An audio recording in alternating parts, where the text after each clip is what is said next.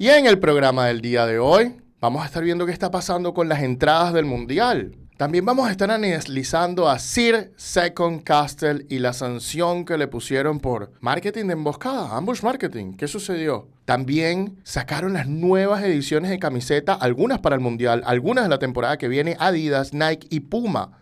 Toda una revolución. ¿Quién está ganando en el Mundial de Clubes? Y finalmente analizamos los detalles de la transferencia de Franco Mastantuono al Real Madrid, la más cara en la historia del fútbol argentino. Todo esto y mucho más en su programa, El Precio del Deporte.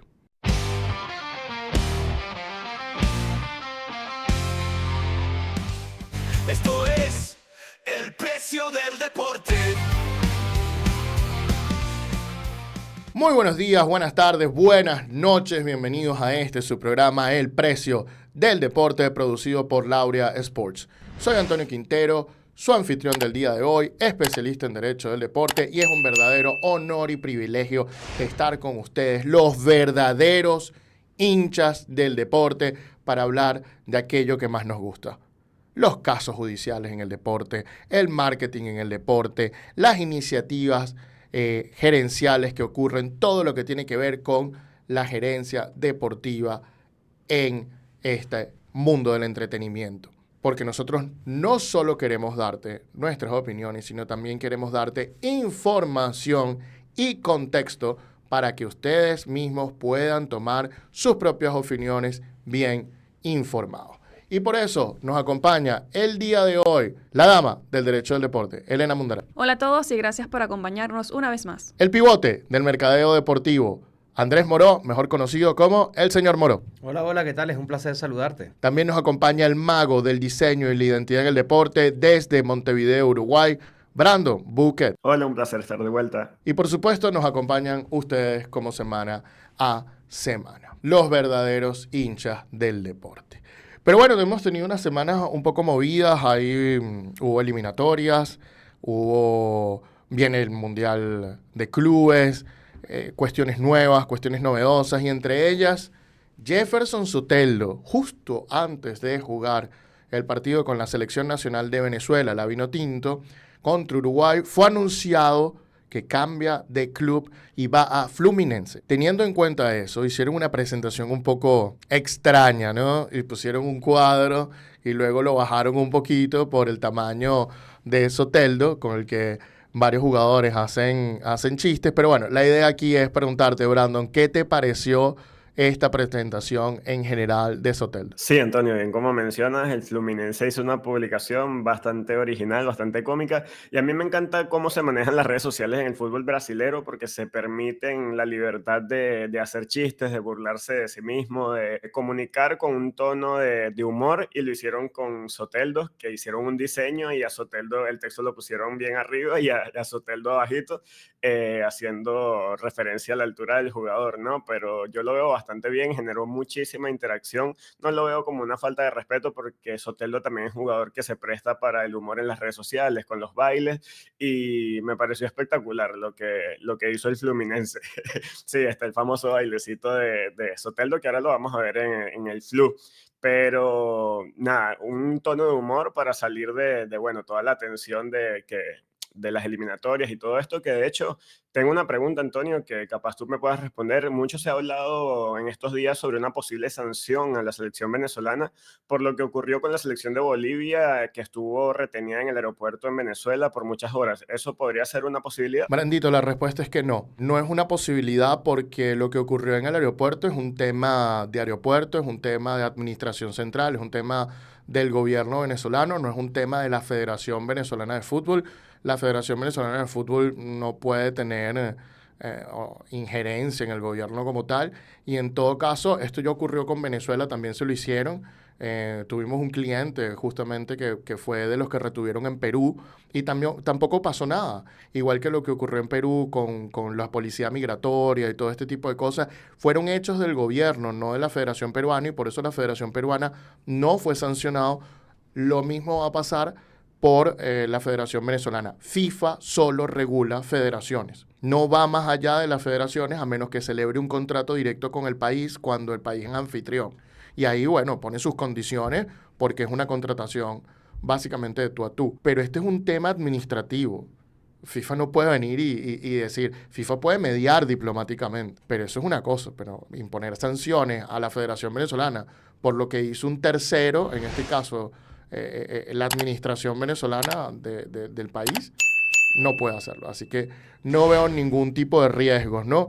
Pero volviendo a hablar un poco de las eliminatorias, se crearon muchas expectativas a través del periodismo, los influencers, Andrés, y esas expectativas básicamente apuntaban a que, bueno, una victoria con Bolivia, pero a Uruguay se le planteaba sacarle un resultado, un empate, una victoria, y luego eso no se dio y la gente está un poco molesta. Además hubo frases como, no, lo que importa es ganar, no importa cómo, y ese tipo de cuestiones. Y bueno, tú que vienes del mundo del periodismo deportivo, del marketing, ¿qué te pareció eso? Lamentablemente los medios de comunicación a veces no ayudan y estimulan y fomentan ciertas actitudes que después se ven representadas en el aficionado común, en aquella persona que consume estos medios de comunicación, en la persona que está viendo las redes sociales y que entiende que el periodismo son referentes y personas calificadas para hablar de ciertas posiciones o ciertas cosas que estén realizando. Entonces, cuando les toca hablar de las malas noticias y no aparecen,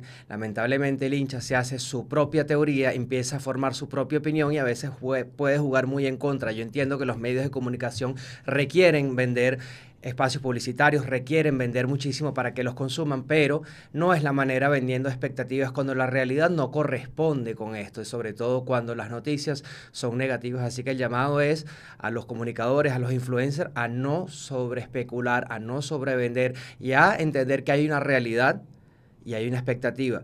Y tenemos que tener un balance, un equilibrio sobre esto y, por supuesto, tratar de ser lo más imparcial posible. Pero en este caso no todas son malas noticias, porque nosotros acá en Laurea Sports tenemos una muy buena y es que tenemos un artículo en un libro español de Derecho Deportivo y yo quiero que Elena, por favor, me cuente un poquito más sobre esto, porque acá lo tenemos, nos acaba de llegar y por supuesto lo hicieron nuestros compañeros en la parte jurídica y yo quiero que ellos nos expliquen un poquito sobre esto. En efecto, Andrés, compartimos un artículo con María Viloria, Antonio Quintero y, bueno, quien les habla, Elena Mundaray, en Estudios de Derecho del Deporte en Iberoamérica. Un libro homenaje al profesor Antonio Millán Garrido y el director fue Ignacio Jiménez Soto, y aquí hicimos un artículo titulado La participación del jugador en sus transferencias. Aquí explicamos básicamente el artículo de la Ley Orgánica del Trabajo en Venezuela, que le da la potestad a los jugadores cuando obtienen ganancias de sus transferencias, que le corresponde un porcentaje. Aquí explicamos a detalle todo el artículo y, bueno, agradecidos también con la dirección de la elaboración de este libro por tomarnos en cuenta, por tomar en cuenta un artículo de Venezuela, y además nuestros saludos a María Viloria, con quien también compartimos este artículo. Bueno, sí, finalizamos los breves. Y bueno, con esto listo, vamos al siguiente tema del día de hoy, y es que el Mundial de Clubes está recortando los precios de sus entradas. Entradas que inicialmente salían $350, ahora están, en algunos casos, hasta por el módico precio de $55. ¿Qué es lo que está pasando? Bueno, este tema nos los trae Brandon Bouquet, el mago del diseño y la identidad en el deporte desde Uruguay, para explicarnos qué puede estar sucediendo. ¿Qué está pasando con las entradas del Mundial de Clubes? Hay baja expectativa, incertidumbre, y esto es todo lo que rodea la organización del torneo que va a realizar la FIFA. Este 14 de junio pasa que con el partido inaugural del Inter de Miami hay una baja demanda, o al menos menor de la que se esperaba, y tuvieron que hacer una reducción del costo de hasta 84%. Les traigo aquí la cifra, muchachos. Las entradas más económicas pasaron de $306 a $50. Las entradas premium de 525 a 125. Y las entradas VIP de 725 a $260. Es decir, las entradas VIP pasaron a costar menos que lo que costaban las más baratas inicialmente. Y es que hay muchas dudas sobre este nuevo proyecto de la FIFA, que muchos catalogan como un experimento o como un capricho de Gian Infantino, pero precisamente el presidente de la FIFA no se mostró preocupado ante esta situación y dice que así es como se maneja la economía en Estados Unidos y que se trata de un precio dinámico. ¿Qué es el precio dinámico? Una especie de adaptación que te permite ver la cantidad de demanda y los precios fluctúan en relación a la cantidad de entradas que se están solicitando. Por eso el precio de entradas bajó. Básicamente es ley de oferta y demanda, ¿no? A menor cantidad de demanda, baja el precio. Pasa todo lo contrario con partidos como los del Real Madrid o el Boca Juniors, que son los equipos con más solicitud de entradas. Tengo entendido que el Boca Juniors ya logró agotar uno de sus partidos. Entonces, está esta pregunta de si es un buen experimento el Mundial de Clubes con tantas selecciones, realizarlo en Estados Unidos. Parece que la propuesta es interesante, pero ha habido muchas incongruencias en cuanto a lo que se ha dicho y lo que se espera de este proyecto y lo que realmente puede ser. También se mencionaba, por lo menos por dar un ejemplo en temas televisivos, que alguna televisora iba a adquirir los derechos por una cantidad increíble de dinero y terminó ofreciéndole los servicios de transmisión a DAZN, que lo va a transmitir gratuitamente. Y así como estas, muchas innovaciones, pero no todo es malo. Hay muchos avances tecnológicos, por lo menos para mencionar algunos. Me llamó la atención que los referees, los árbitros, van a tener cámaras en sus pechos. Así el fanático o el espectador va a poder tener una experiencia diferente. También se va a implementar la detección de fuera de juego semiautomático. Pero ahora vamos a lo que genera bastante incertidumbre, que es el tema de los organismos de seguridad nacional de Estados Unidos, porque realizaron un tuit en los que con una frase encriptada aparentemente dicen que empiecen los juegos. Esta frase a mí me sonó como a la película de los Juegos del Hambre, que dice que empiecen los Juegos del Hambre. Entonces se generó mucho nerviosismo por parte de la comunidad latina o extranjera que tenía intenciones de asistir al estadio. Yo creo que esto va a repercutir en la venta de entradas también, ¿no? La Oficina de Aduana y de Inmigración dijo que iba a estar encargada de la seguridad del torneo y se pretende que entonces todos los participantes o todos los aficionados que asistan a este torneo tienen que tener su documentación en regla. Vamos a ver qué pasa con este torneo, pero hay mucha incertidumbre, hay muchas preguntas, no se sabe si va a ser un proyecto exitoso o va a ser un fracaso, pero ya lo veremos en estos días, muchachos. Brandon, yo creo que eso de la policía creo que trata un poco de propaganda política, si quieres que te diga la verdad. Es decir, estamos con el tema de la inmigración, queremos que se vaya un montón de gente de Estados Unidos, etcétera, etcétera, y te lo recordamos en todos lados. Pero de que realmente puedan hacer algo, porque quien lleva todos sus documentos de identidad al estadio, quizás el necesario, quizás las cuestiones, pero hay muchos documentos que tal vez no llevas o no sueles llevar, porque además en esta cantidad de gente saliendo o entrando, puedes perder tus documentos personales. De todas maneras, vamos a ver cómo resulta eso al final, porque creo que la FIFA va a recibir mucha presión si eso empieza a suceder. Pero yo estuve investigando y vi un par de cosas interesantes. Sobre este primer partido, bueno, costaba 350 la más barata, terminó bajando a 55. El partido que tiene la entrada más barata en este momento es River Plate contra el Urawa Red Diamond de Japón, $24. Y me fui a Reddit.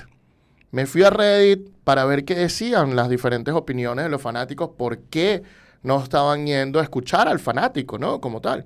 Y ahí vi algunas opiniones, ¿no? Fíjate tú, uno que leí. Tengo varias, te cuento la primera. Vi los precios y dije que no, gracias. Rebajaron los precios y estaba considerando ir, pero entonces me di cuenta que el partido es a las 3 de la tarde. Y aquí en Charlotte tenemos Real Madrid contra Pachuca, domingo 22 de junio, y Benfica contra Bayern Múnich, martes 24. Ambos a las 3 de la tarde, en un estadio descubierto a finales de junio. Podrían pagarme para ir y yo no iría. No voy a estar sentado con un calor sofocante y humedad directamente al sol en un estadio descubierto en las horas más calurosas del día, y menos contra equipos que no me gustan. Otro puso, también creo que Norteamérica es un mal lugar para organizar un torneo en diferentes ciudades debido a su tamaño y la falta de transporte público. Si se celebrara en Alemania, podrías tomarte un día libre en el trabajo e ir en tren y volver en tren. Me hubiera encantado ir a ver PSG contra el Athletic, pero tendría que tomarme un par de días libres en el trabajo para volar a Los Ángeles, reservar un hotel y no vale la pena el gasto extra. Otro puso, además los clubes que juegan aquí en Washington, aparte de la Juventus, tienen entradas con precios desorbitados, prefiero gastarlo en la MLS. Otro puso, el Wydad contra el Al-Ain comienza a las 3 de la tarde el jueves, no habrá ni un alma en el estadio. Otro puso, y con esto termino. Si el Chelsea es Filadelfia y juega contra el Flamengo, el gran club brasileño, pero si los precios bajan aún más, es que voy. Tendría que pedir permiso en el trabajo, lo cual me parece bien, pero no por $170 la entrada, sino por 40. Haz un partido el martes en la noche a las 9 contra un club de Túnez y esas entradas cuestan $40. Entonces, aquí podemos resumir varios puntos. La hora, los precios y las marcas desconocidas en general. Entre esas tres empiezan a ser una característica de lo que yo veo en Reddit. A ver, este evento tiene unas particularidades, ¿no? Y es que para la FIFA es muy beneficioso el sistema estadounidense de la infraestructura estadounidense, de estadios, de aeropuertos, de muchísimas cosas. Y dice, wow, este es un país donde podemos hacer muchísimas cosas de alto nivel. Ahora, cuando tú ves y analizas en el sentido del aficionado y la persona que va a viajar a ver los juegos, cuando empiezas a ver que Estados Unidos no es un país futbolero y que depende también que se vendan las entradas de muchas personas que vayan del exterior, de las comunidades latinas, de comunidades extranjeras, entonces es un evento no pensado mucho para el público futbolero, sino para aprovechar la estructura que viene para ver ese experimento de lo que va a ser el Mundial.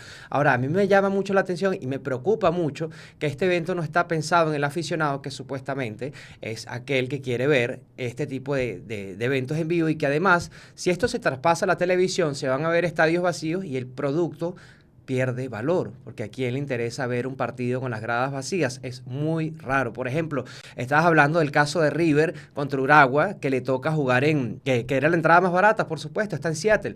¿Cómo hacemos para que los argentinos viajen desde el cono sur hasta Seattle? Es más fácil, por supuesto, que lleguen a Miami. Los japoneses, bueno, vamos a ver si pueden ir, tienen mayor poder adquisitivo, pero tenemos una economía estadounidense que es dura, que tiene mucha inflación, que es muy alta para el resto del mundo. Entonces, no hay sistema de transporte público. Aquí hay muchas cosas que están en juego. Definitivamente hay demasiados factores que afectan, ¿no? Que los fanáticos vayan a los estadios.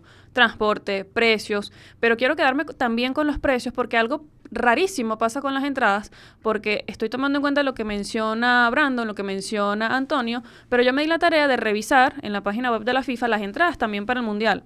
Y pasa algo súper curioso, porque si ponía que iba a comprar una sola entrada, un solo ticket, la entrada más cara era de $6,112,50. $6,000 por una entrada, en la sección 343, fila 19 a 114 para ser más exactos. Y asientos a los lados de ese puesto estaban ocupados. Es decir, que alguien pagó $6,000, más de $6,000, para estar en esa sección del estadio. Ahora, si ponía que iba a comprar 2 tickets, la entrada que me salía más cara era por $2,872,88. O sea, hay una diferencia de $4,000 si ponía que iba a comprar una entrada o si ponía que iba a comprar 2 entradas. Me imagino que es una cuestión del sistema de la página web, pero me pareció bastante curioso. Y en efecto, la entrada más barata, que por lo menos salía ayer, miércoles 11 de junio, era a $70,46. Esto es el partido inaugural de la Lali contra el Inter Miami. Y obviamente hay secciones donde no había entradas a la venta. Entonces, vamos a ver también cómo se comporta, evidentemente, como acaba de mencionar Andrés, las tomas en la televisión, porque si bien hay secciones ocupadas, oye, también quedan muchos puestos disponibles, hay que tomar en cuenta la hora, hay que tomar en cuenta también la capacidad del estadio, porque hay unos estadios que tienen una capacidad inmensa, hay otros que son más pequeños,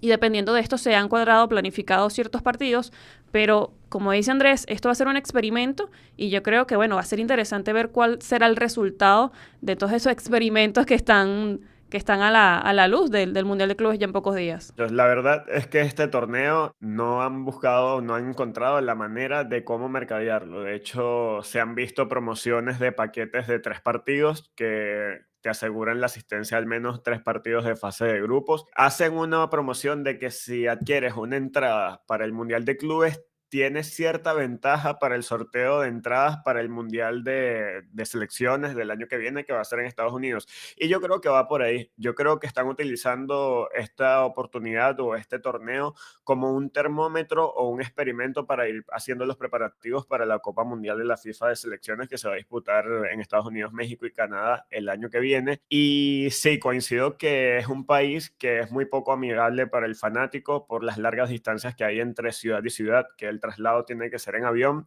Yo creo que el próximo Mundial de Clubes sería un acierto si se realiza en Europa por el tema de conectividad, pero la verdad es esa, es un experimento. Vamos a ver cómo resulta. Yo creo que Gianni Infantino pensaba que tenía la última botella de agua en el desierto y que todo se iba a agotar y podía poner los precios que quería porque la gente iba a ver a Messi, quería ver a las grandes figuras, pero yo creo que se llevó un poquito de baño de realidad y se da cuenta que tampoco es así. Por eso se han visto muchos cambios en cuanto a la forma de mercadear este torneo, que vamos a ver si va a ser bueno en cuestión de entretenimiento, al menos para mercadear ha sido bastante difícil. Parece que no ha cumplido las expectativas iniciales, pero nos los dirá el tiempo. El primer partido es el sábado 14 de junio.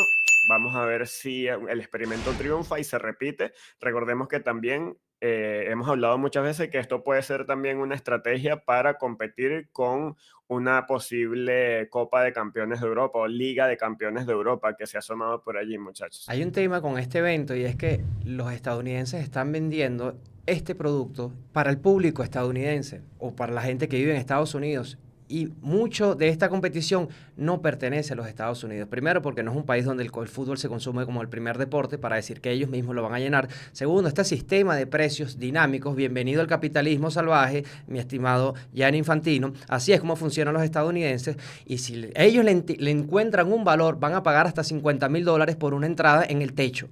Ahora, cuando no están interesados en este producto, al menos en la cantidad de partidos que ofreces, ahí empiezan a bajar los precios. Vamos a ver cómo vas a hacer para llenar con equipos de Túnez, con equipos de Egipto, con equipos de personas que ni siquiera pueden viajar a los Estados Unidos por factores económicos de su país o por las leyes de inmigración, porque necesitan un visado especial. Esto es un producto sumamente complicado para los estadounidenses, que ellos lo están viendo desde su manera tradicional de vender el deporte, pero que no se ajusta a las características y a la idiosincrasia del fútbol. La gente de ticketing de la FIFA debe estar diciendo, Dios mío, qué difícil me la pusiste.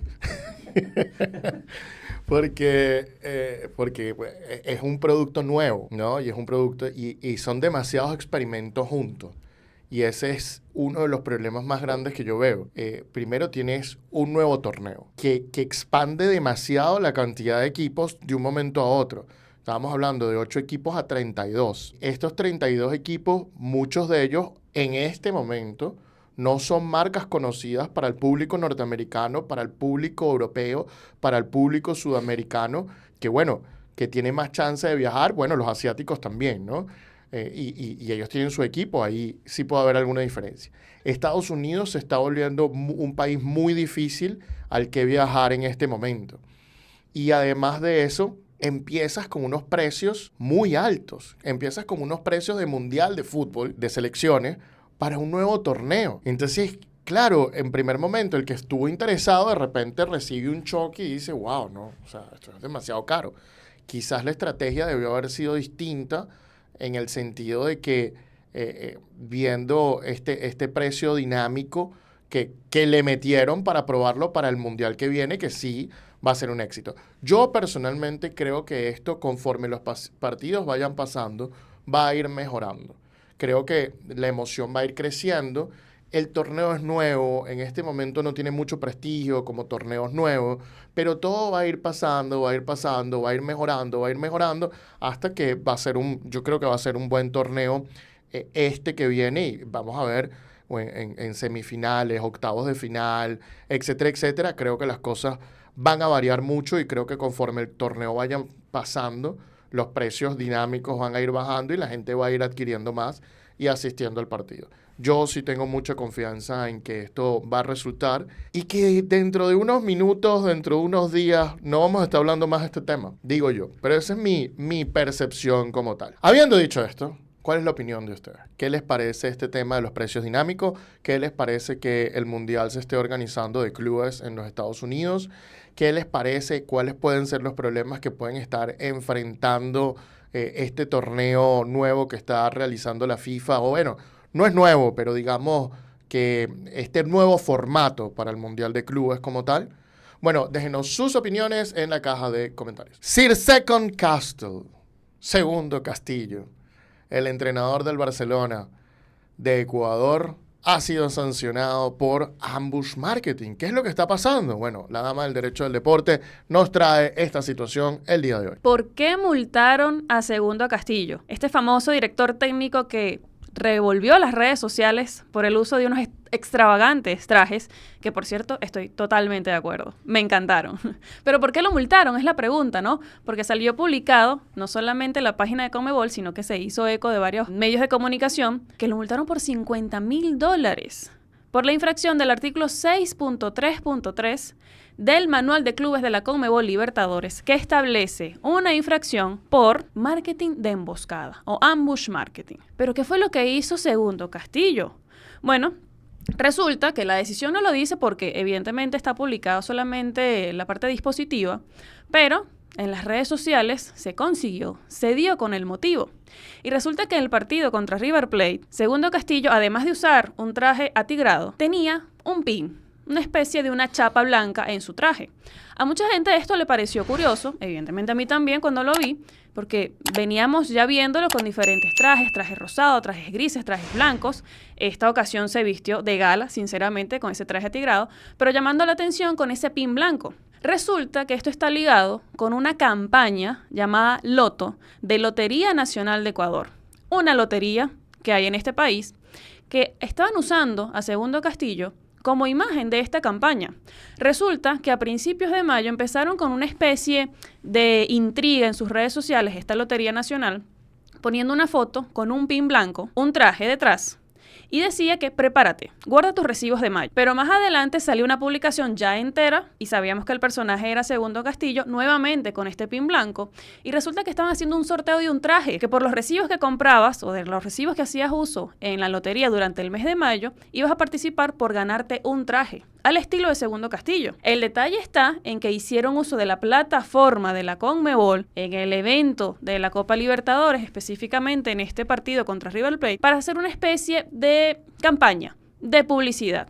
Algo que estaba prohibido porque ni Lotería Nacional ni la campaña Loto le había pagado a Conmebol para hacer uso de sus plataformas para poder transmitir este tipo de campaña. Vamos a hablar más adelante de lo que establece el artículo, pero muchachos, ¿qué le parece primero esta multa contra Segundo Castillo? Y segundo, ¿qué le parecen los trajes? ¿Ustedes se lo pondrían? Vamos a empezar por ahí porque esto también llama muchísimo la atención. Varias cosas, ¿no? Pero yo quiero empezar por la de los trajes. Hay varios trajes de Segundo Castillo que me gustaron mucho. Hay otros que no. El rosado, el atigrado, eso están como muy fuera para llevarlos a tribunal. ¿Te imaginas yo en tribunales con esos trajes? Una locura. Pero los otros trajes estuvieron muy buenos. Segundo, con lo del marketing de emboscada, oye, qué sutil fue, ¿no? Y cómo se dieron cuenta con la sutilidad. O sea, cada vez más creativo la forma de hacer ambush marketing y cada vez más la gente tiene que estar más pendiente. En este sentido, fíjate tú, ¿por qué el marketing de emboscada está prohibido dentro de estos torneos y no se permite hacer esas cosas? Bueno, hay mucha gente, como ya lo hemos contado antes, que paga mucho dinero por estar allí. Hay muchas loterías que pagan mucho dinero por estar allí. Tú no puedes venir a hacerle promoción de manera contraria a los reglamentos en estos eventos porque estás dañando el evento. Estás dañando que pueda ocurrir el evento. La persona que quiera estar en el evento debe pagar al evento. Que es muy costoso, que esto. Bueno, hay que buscar la manera. Y si no, no hagas publicidad en el evento, la haces afuera y buscas la forma de hacerlo. Sí, muchachos, a mí me parece una genialidad de publicidad de campaña y les voy a explicar un poco de qué va el PIN. El PIN no solamente fue utilizado en Copa Libertadores, sino en la liga local. ¿Cuál era la estrategia? Segundo Castillo decía, yo pongo la elegancia y Loto pone el billete. ¿Y de qué se trataba? Que las personas que quisieran acceder a un descuento del 20% en esta lotería tenían que tomar una foto de Segundo Castillo con el PIN, subir a sus historias y escribir LOT y que la O fuese el PIN. Entonces allí es que directamente está el marketing de emboscadas. Recordemos también que lo utilizó en un juego contra River Plate, que también tiene como patrocinante una casa de apuestas o de juego de apuestas, lotería. A mí me pareció que entiendo la razón de la sanción, pero me parece un poco incoherente porque la misma Conmebol Libertadores publicó en sus redes sociales videos sobre la elegancia de Segundo Castillo, de los trajes, mostrando incluso momentos en los que el entrenador utiliza el PIN.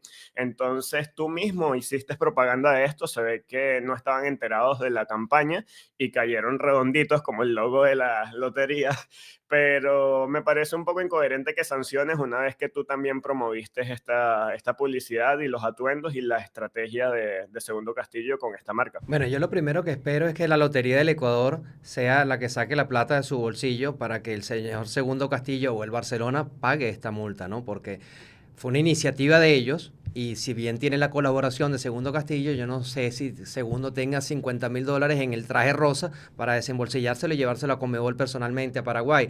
Ahora, creo que sí estuvo bien la sanción, creo que estuvo bien la multa, creo que está bien todo porque se están aprovechando de agarrar una plataforma internacional con muchísimos espectadores, pero no quieres poner ni un medio por eso. Entonces, por supuesto, y hay otra gente que sí lo hace, entonces vamos a proteger a los que sí invierten y vamos a castigar a los que no quieren invertir, pero que quieren aparecer y tomar protagonismo. Por otra parte, lo que dice Brandon sobre la situación de que Conmebol hizo publicidad, por supuesto, por lo extravagante de Segundo Castillo y no vieron la parte del PIN y pasa esto y lo llevan a todas sus redes y lo viralizan y lo vuelven famoso como parte del espectáculo, pues te cuento que esto ya pasó con River Plate del año pasado en semifinales. River hizo un recibimiento con muchísima pólvora, muchísimas bengalas. ¿Qué hizo Conmebol? Por supuesto, una generosa multa de $100.000, pero para promocionar la final de la Copa Libertadores en todo el mundo utilizó las imágenes del recibimiento de River Plate. Entonces estamos midiendo una doble vara que no entendemos, pero que me beneficia cuando quiero, pero cuando no, bueno, los $100.000 también están buenos. Falsa moral le llaman. Sí, pero ya va, vamos a calmarnos. Una cosa es lo que haga, por ejemplo, el Departamento de Medios de Comunicación y que haga uso de estas imágenes, y otra cosa es lo que haga el Departamento Legal, que está pendiente de otras cuestiones. Cada uno tiene su función y bueno, aquí se ven las cuestiones.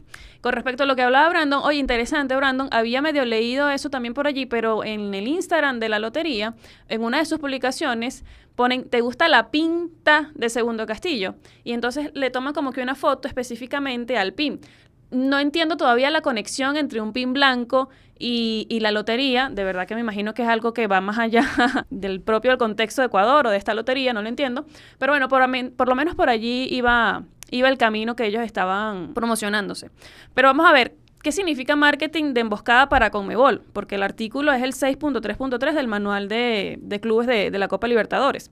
Y se será considerado marketing de emboscada o ambush marketing cualquier intento por parte de una entidad, marca o persona no autorizada de obtener una asociación indebida por sus productos o servicios o de su imagen comercial en cualquier torneo organizado por la Conmebol, ya sea en redes sociales, otros medios de comunicación o de manera física, en zonas aledañas a la sede del partido o lugares destinados a promocionar el evento, como ser fan zones y hospitalidades. Y además, obviamente, pone cuáles son las multas. Y tenemos que en el caso de Segundo Castillo fueron $50.000 por lo siguiente. En la fase 1, 2 y 3 y fase de grupos se impondrá una multa de al menos $50.000. En el caso de una segunda y subsiguientes infracciones, se impondrá una multa de al menos $100.000. Y en el caso de que sea la fase de octavos de final, cuarto de final y semifinal, se impondrá una multa de al menos $100.000. Es decir, por lo menos a Segundo Castillo le pusieron la multa con lo menos $50.000, porque pudo haber sido de 55, 60, 70, pero al menos le pusieron la menor cantidad posible. De hecho, la misma decisión dice que esto será descontado de los ingresos que obtenga el club por contratos de patrocinios y televisivos por parte de Conmebol, así que no es que ellos tengan que pagar los $50.000, sino que se le va a descontar. Pero probablemente Segundo Castillo tenga que llegar a un acuerdo con el club para hacer, ¿no?, esta compensación de este dinero que le está faltando al club por algo que cometió él. Y esto me lleva también a un caso que hubo en la Eurocopa del 2012, donde un jugador danés, en un partido contra Portugal, metió un gol. Y al celebrar el gol, se subió la camisa y se vio en su ropa interior el nombre de una casa de apuestas. La UEFA en ese momento multó al jugador con 100.000 euros. Y adivinen quién pagó la multa.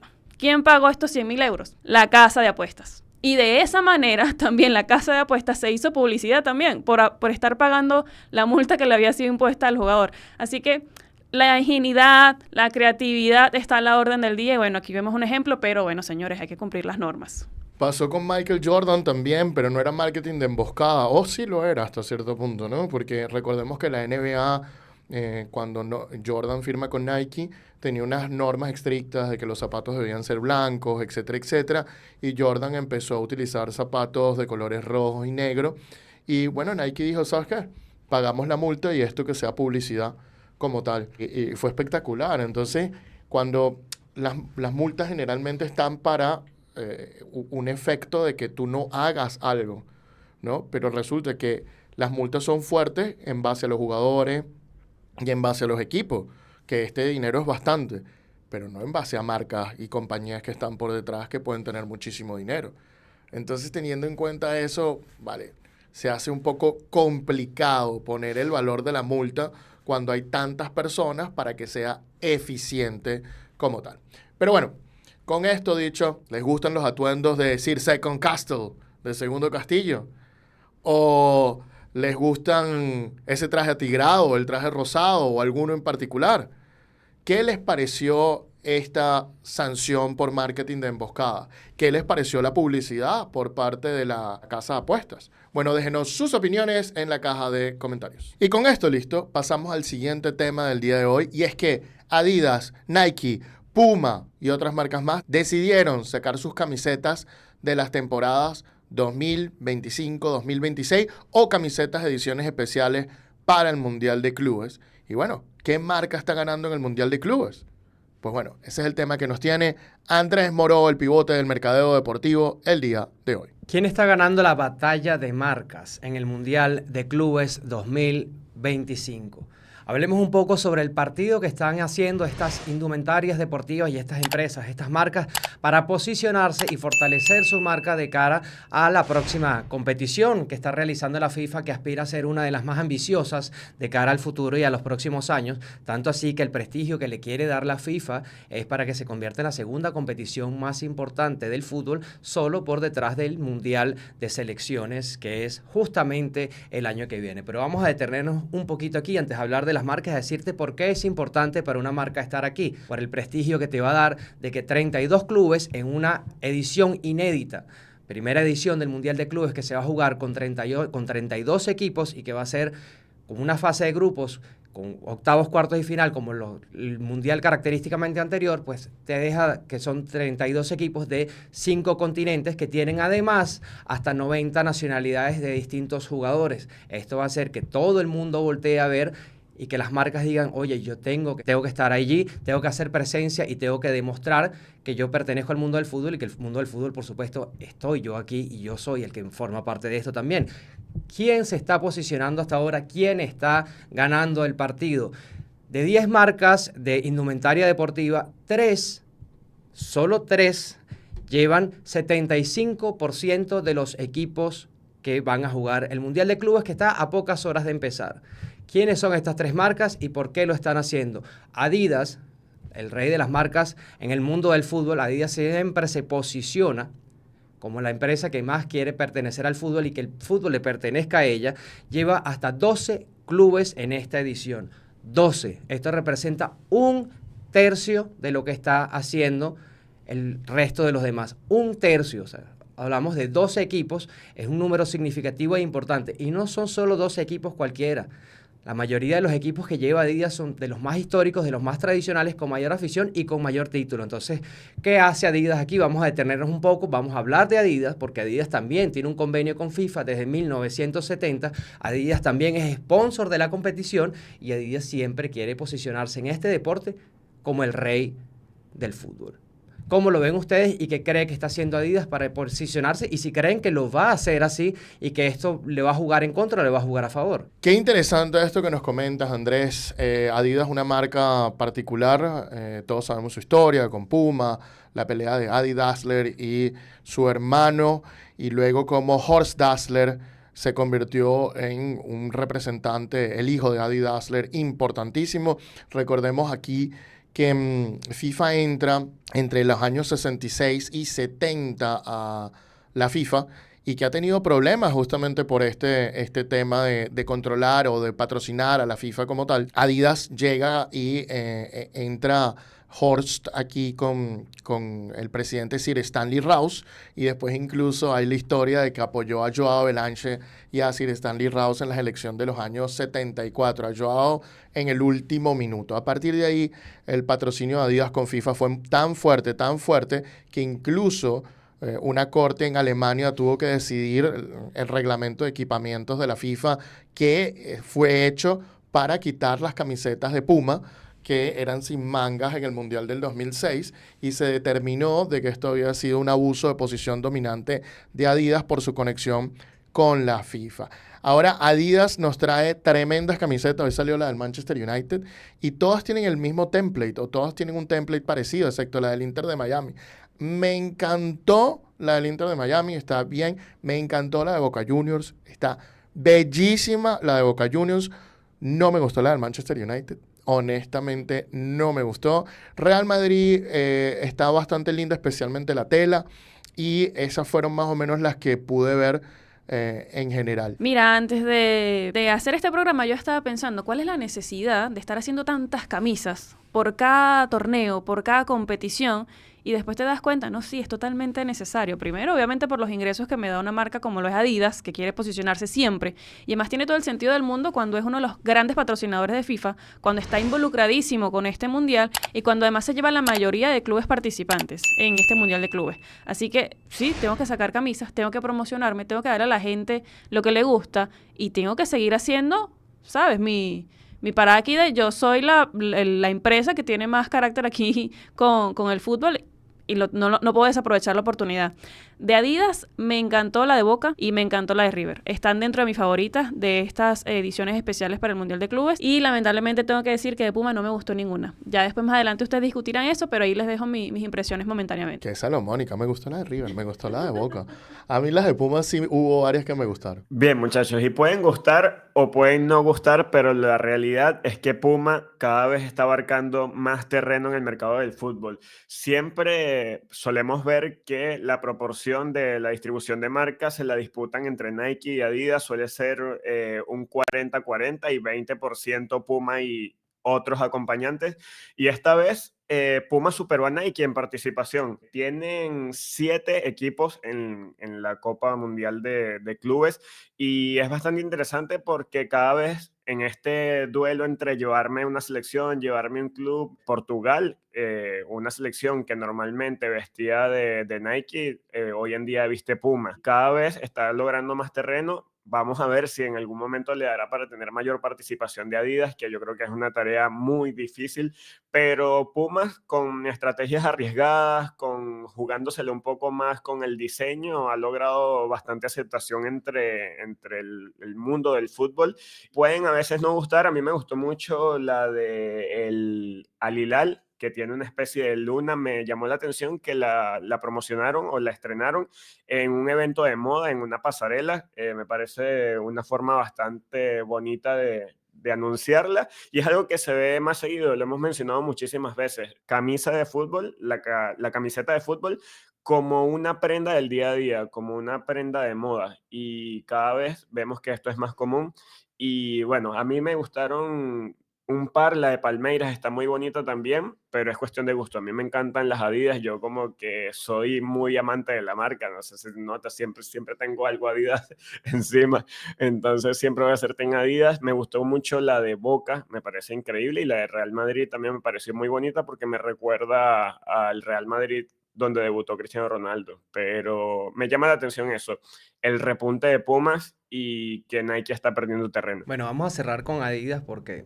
Adidas siempre quiere hacer presencia, formar la presencia más importante en el mundo del fútbol en los torneos FIFA. Recordemos que tiene contrato hasta 2030 al menos con FIFA, seguramente esto renovará y además apuesta por las marcas más grandes. Bayern Múnich, por cierto, la camiseta no me gustó del Bayern Múnich, no sé si le gustó a ustedes, de verdad dejó mucho que desear a mis gustos. Real Madrid, River, Boca, Benfica, Flamengo, agarra puro equipo grande Adidas, no le gusta, ¿no? En cambio Puma, que si bien gana terreno, tiene 7 representación con 7 clubes, vemos que todos los diseños son disruptivos y además que les toca, llevan equipos que, ok, está el Manchester City, uno de los más grandes de la actualidad, pero no es un equipo que tiene un bagaje histórico y el Borussia Dortmund también, equipos que tienen una historia también, pero mucho más humilde, o vamos a ponerlo un poco más pequeña, al menos en trofeo en comparación con los equipos que patrocina Adidas y Nike, por su parte, pero vamos a hablar un poco más de Puma porque Antonio quiere hablar algo justamente de esta marca. Sí, Andrés, yo estuve viendo todo lo de Puma que Elena criticó, pero lo cierto es que Puma inteligentemente hizo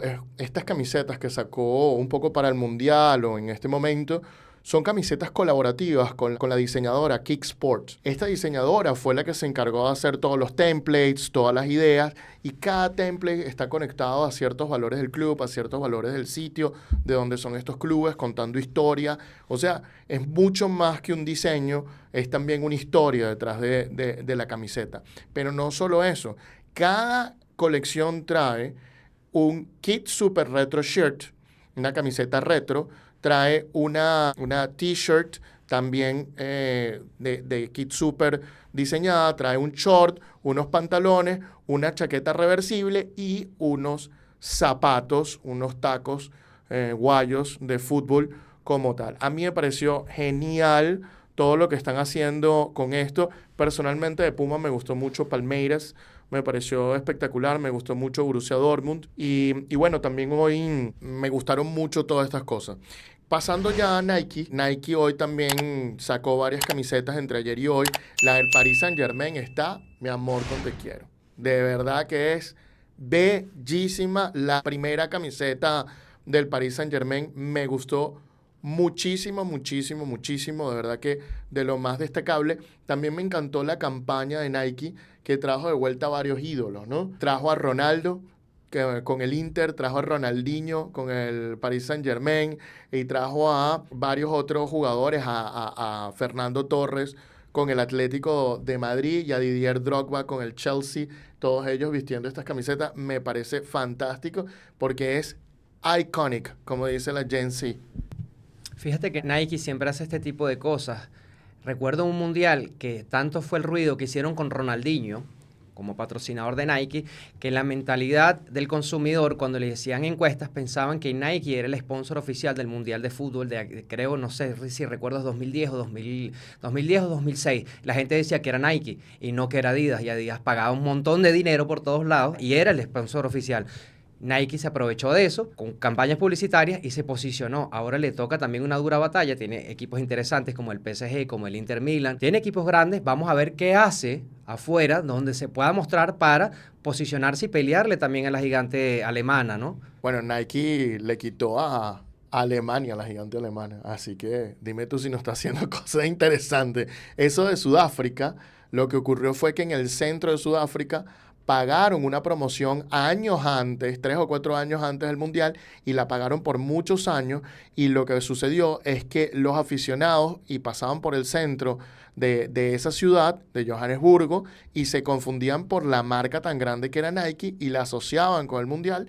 Y fue otro ejemplo de marketing de emboscada muy bien hecho. Ahorita Nike acaba de volver a hacer lo mismo en el Maratón de México el año pasado. Llenó todos los edificios de publicidad y la gente corriendo en el recorrido del Maratón de México. La gente estaba corriendo y lo que veía era Nike por todos lados y era de Adidas.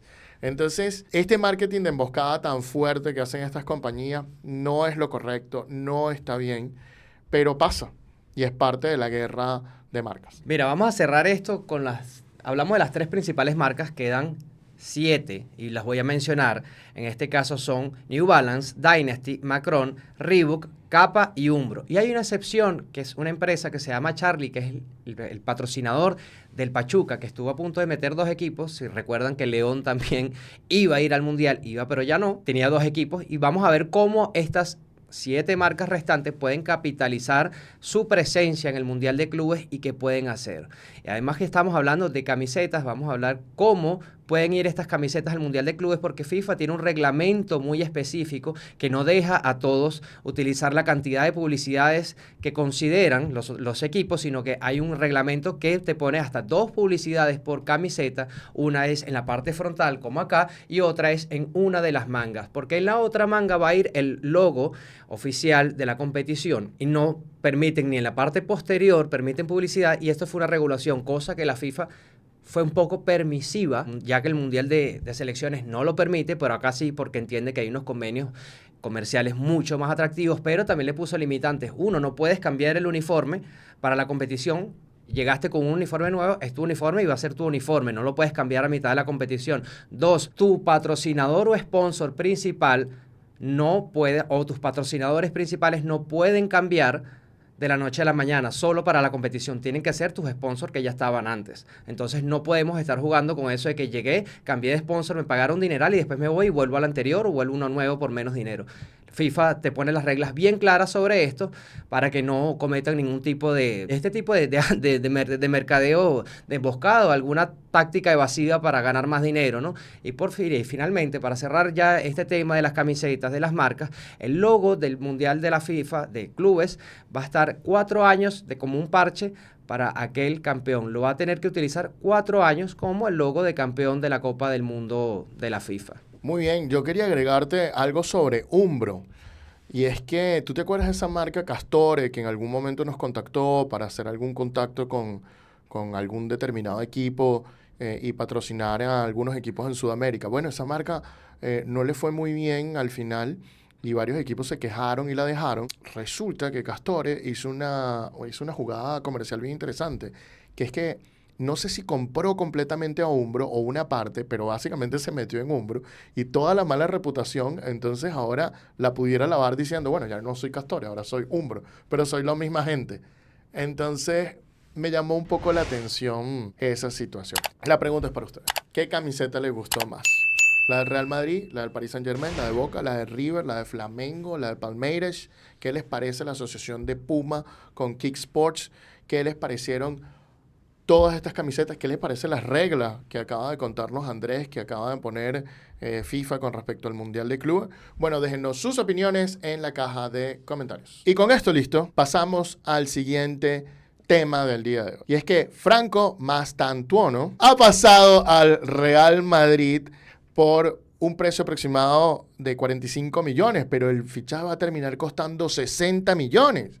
Y eso me llamó mucho la atención y quise ver lo que había sucedido. Vamos a empezar contando algunos datos de la transferencia de Franco Mastantuono. Y es que él, en verdad, hace un poco atrás, costaba unos 15 millones de euros. Y de repente subió su nivel muchísimo. Franco Mastantuono es un extremo derecho de River Plate, 17 añitos tiene y cumple los 18 en agosto. Y ha sido la estrella de River Plate de estos pasados años y el jugador con más futuro potencial de estos pasados años, convirtiéndolo en el fichaje más caro de la historia del fútbol argentino. Este chico hace un tiempo atrás simplemente costaba 15 millones, pero River, muy inteligentemente, cuando lo renovó, subió su cláusula de rescisión, es decir, la cláusula que habría que pagar si quisieran hacerse con los servicios del jugador. El Real Madrid lo contrata por 6 temporadas hasta 30 de junio de 2031.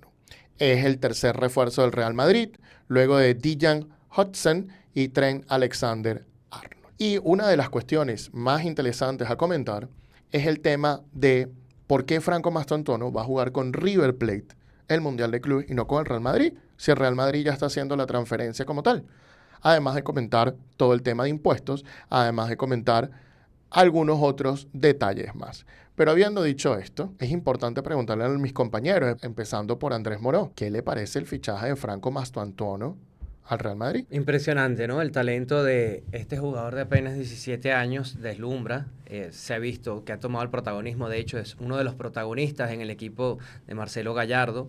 Ha tenido personalidad, tiene juego, tiene muchísimas virtudes, muchísimas cosas positivas en el terreno de juego que lo llevó a ver a muchísimos equipos también. Acuérdate que antes de que el Real Madrid pusiera la apuesta final por él, lo hizo también el PSG, lo quería. Otras personas también habían tocado la puerta por Franco Mastantuono.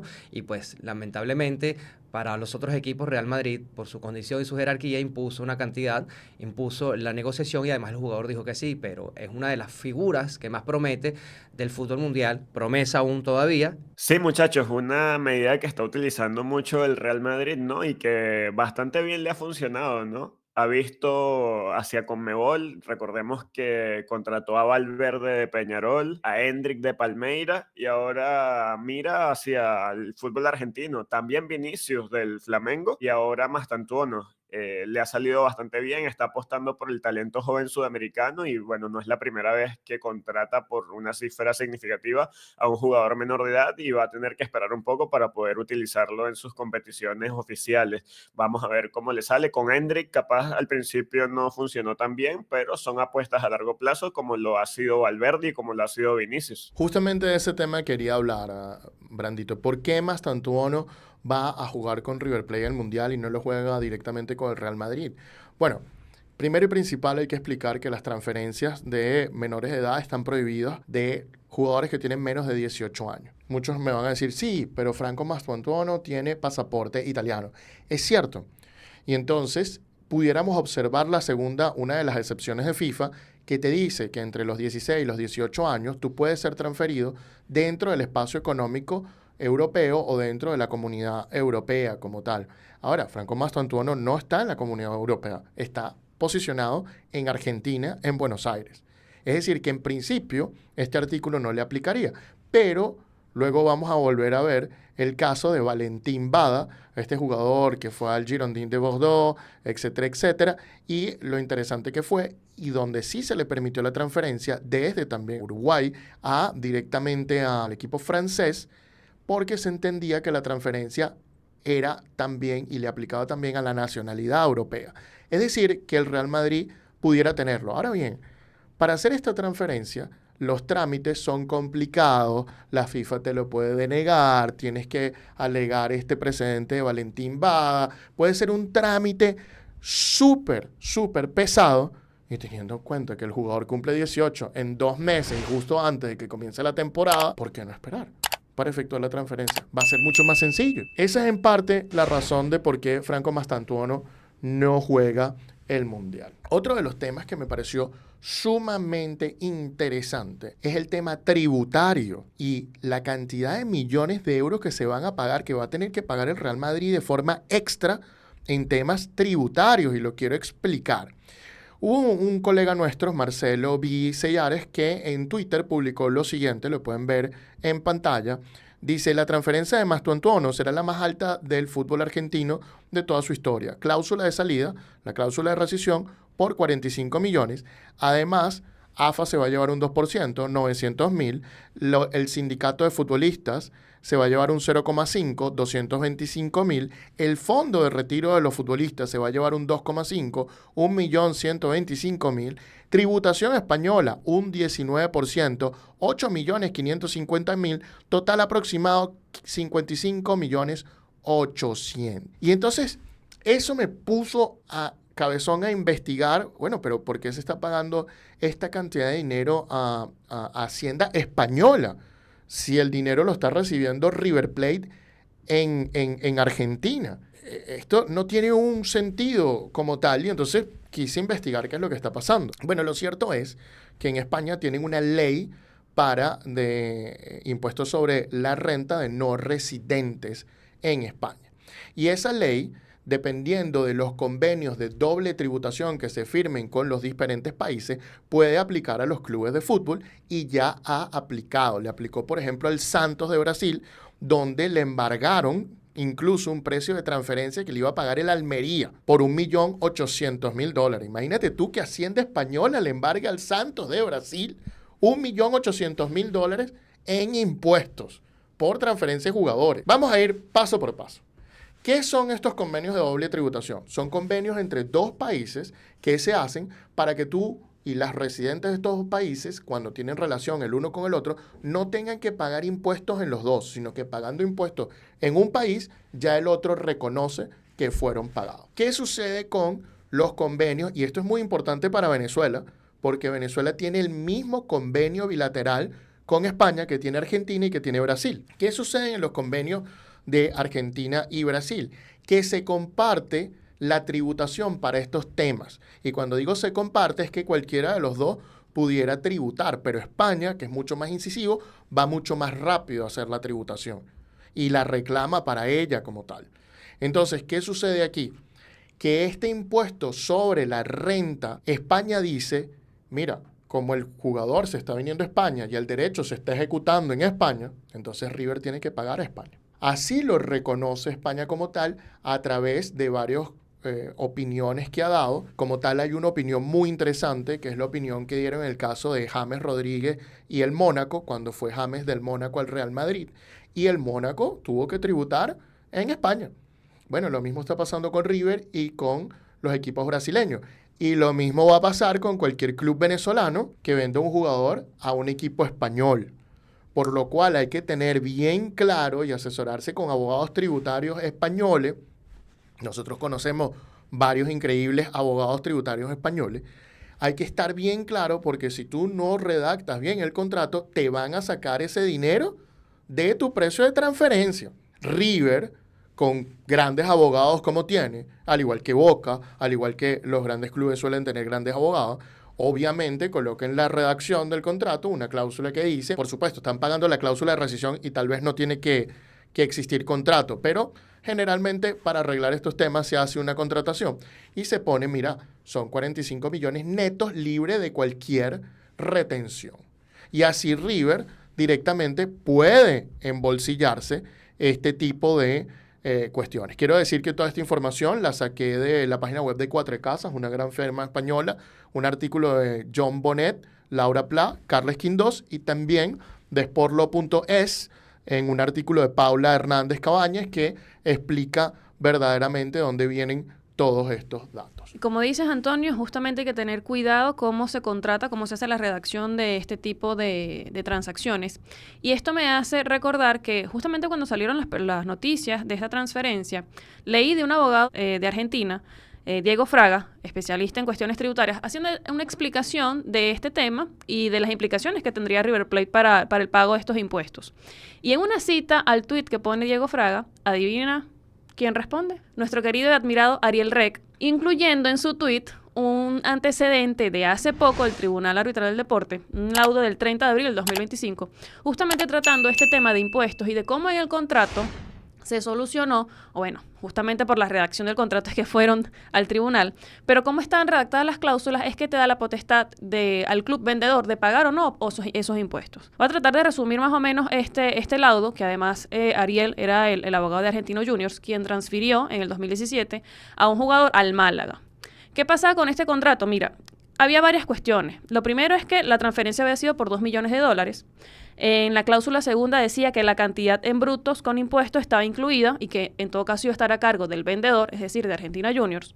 Había otra cláusula, la cláusula novena, que decía que las partes se hacen cargo de sus respectivos costos y gastos, incluyendo impuestos. Pero había una cláusula, la 16ª, que decía que las sumas que abona el Málaga son libres de impuestos y gravamen. Es por ello que si la Hacienda española intimara de pago cantidad alguna a Argentinos Juniors vinculada a esta operación, el Málaga se obliga a restituir a Argentina Juniors o por la Hacienda dentro de un plazo de 5 días contados como previos a los 10 días anteriores a la fecha que la Hacienda hubiera puesto como máximo a los Argentinos Juniors para pagar un eventual impuesto o cualquier tipo de gravamen. El detalle en este contrato es que había una contradicción de quién se encargaba específicamente de los impuestos. Esto lo llevaron a FIFA porque Argentinos Juniors decía, mira, me llegó una notificación de la Hacienda Española diciendo que yo tengo que pagarle 400,000 y pico de dólares. Yo no los voy a pagar porque en el contrato dice que se tiene que encargar el Málaga. El Málaga responde, mira, esta cláusula no tiene que ser tomada en cuenta porque fue puesta a último momento, fue de mala fe. Hay todo un trasfondo justamente por cómo se incluyó esta cláusula en el contrato. La FIFA le da la razón al Málaga y dice que esta cláusula era muy genérica, que la que estaba específica era la cláusula que establecía que cada parte se encargaba de sus impuestos, y entonces la FIFA le dio la razón al Málaga. Argentinos Juniors apela a esta decisión y el Tribunal Arbitral del Deporte cambia por completo la decisión de la FIFA, la anula y dice que efectivamente la cláusula que era más específica a este contexto del pago de tributos por parte de la Hacienda de España era que iban a estar a cargo del Málaga. El Tribunal Arbitral del Deporte dice, mira, la cláusula más específica es esta cláusula 16, que dice que el Málaga tiene que pagar. Así que efectivamente Málaga, como lo pusieron en este contrato, tiene que pagar estos impuestos a Argentinos Juniors para que después Argentinos Juniors lo pague a Hacienda. Entonces hay maneras de solucionar este tema. El detalle está en cómo se involucra, cómo se incluyen estas cláusulas en los contratos, porque Oye, no solamente es una transferencia de un jugador, no es solamente adquirir sus servicios, sino que hay un montón de determinantes alrededor de esto, incluyendo cuestiones como estabas mencionando si es menor de edad, incluyendo cuestiones de impuestos, en dónde se tienen que tributar estos impuestos. Así que por eso un equipo de fútbol tiene que tener también un equipo legal detrás pendiente de todas estas cuestiones porque son sumamente importantes a la hora de hacer una transacción como esta. Fíjense, me quedo justamente con ese tema al que venía a hablar, de la importancia, ¿no?, del equipo legal y la importancia que tiene una línea, una cláusula, una palabra, para que no tributes dos veces, porque si no hubiese estado esto claro, a River le hubiese tocado tributar en España y tributar en Argentina también, porque obviamente el Estado argentino le va a retener un dinero, le va a importar un dinero por la ganancia que está teniendo sobre este jugador. Entonces, aquí yo veo que los hinchas sonríen, ¿no? Aquí hay dos hinchas que sonríen, el del Real Madrid, porque llega un talento nuevo, el de River Plate, porque le entra un dinero, pero también sonríen dos personas muy distintas, que son los dos estados, ¿no? Son estados que veo que, oye, el Estado español, por no hacer nada, que se lleve 4,5 millones, me parece una suma significativa y muy importante. Así que tengan cuidado con los abogados, por favor, contraten especialistas y pónganle mucha atención a estos tipos de casos. 8 millones, Andrés, 8, no 4. Mira, varias cosas para complementar lo que dice Elena, y es que cuando se va a hacer una transferencia, cada quien tiene que tener un abogado. El club tiene que tener un equipo legal, el jugador tiene que tener equipo legal y el agente tiene que tener un equipo legal, porque a veces los intereses no están del mismo lado de todos. Y el club que compra también tiene que tener su equipo legal. Y ese equipo legal tiene que tener varios tipos de abogados, porque cuando se están celebrando contratos de tantos millones, que se están garantizando tantas cuestiones, se vuelve más complejo. Más compleja la operación, más compleja los abogados que vas a necesitar para evitar todo tipo de problemas. Y recuérdate, el contrato no empieza con el documento, el contrato empieza desde que se manda la oferta y el otro acepta. Ya eso se vuelve un contrato. Y hemos visto tantos problemas solo en el mandar de la oferta y recibir. Hay que ser cuidadoso en cada parte del fichaje. Pero habiendo dicho esto, para complementar todo este tema de Franco Mastantuono, quiero mostrarles en pantalla la lista Forbes de los jugadores más caros de la historia del fútbol argentino. Y empezamos con el número 10, Lucas Bertrand, de River a la Fiorentina, 22 millones. Julián Álvarez, de River al Manchester City, 24 millones. Lucas Alario, de River al Bayer Leverkusen, 24 millones. Claudio Echeverri, de River al Manchester City, 24 millones. Dios mío, River en todos lados. Lautaro Martínez, de Racing al Inter, 25 millones. Fernando Gago, de Boca al Real Madrid, 27 millones. Rodrigo Bentancur, de Boca a la Juventus, 27,9 millones. Javier Saviola, de River al Barcelona, 28 millones. Enzo Fernández, de River al Benfica, 32 millones. Y Franco Mastantuono, de River al Real Madrid, por 60 millones. Además, a estos 60 millones, 45 para River, como hemos dicho, pero hay que ver también que esa transferencia se lleva bonos de firma, pagos a la gente o a los agentes, así que estamos con una transferencia que probablemente va a superar los 60 millones de dólares con tantos pagos que le va a tocar hacer al Real Madrid. Habiendo dicho esto y con toda esta información, genial detalle, Elena, esa sentencia, ese laudo no lo conocía y genial lo que dice Ariel Rec y lo que dice también el colega Fraga, espectacular aporte. Gracias, me va a pasar eso luego. Habiendo dicho esto, ¿qué les parece a ustedes la transferencia de Franco Mastantuono? Bueno, Real Madrid se va a beneficiar, River se va a beneficiar, ¿les gusta, no les gusta? ¿Qué les parece estos pagos a Hacienda? Bueno, déjenos sus opiniones en la caja de comentarios. Y con esto listo, hemos llegado al final del programa de hoy. Muchísimas gracias a los verdaderos hinchas del deporte por acompañarnos, esos que quieren saber más, que quieren profundizar más, esos que siempre están con nosotros. Si les gustó este programa, por favor, denle like, comenten y compartan. Y si les gustó muchísimo y si son verdaderos hinchas del deporte, suscríbanse y denle a la campanita. Estuvo trabajando para ustedes el día de hoy la dama del derecho del deporte, Elena Mundaray. Gracias a todos por su tiempo y nos vemos en una próxima oportunidad. El pivote del mercadeo deportivo, Andrés Moró, mejor conocido como el señor Moró. Gracias por tu tiempo y nos vemos en la próxima. Y también estuvo trabajando el mago del diseño y la identidad en el deporte, Brandon Buquet, desde Montevideo, Uruguay. Nos vemos en la próxima. Y este es su servidor, Antonio Quintero, especialista en derecho del deporte. Muchísimas gracias. Nos vemos la semana que viene. Chao, chao.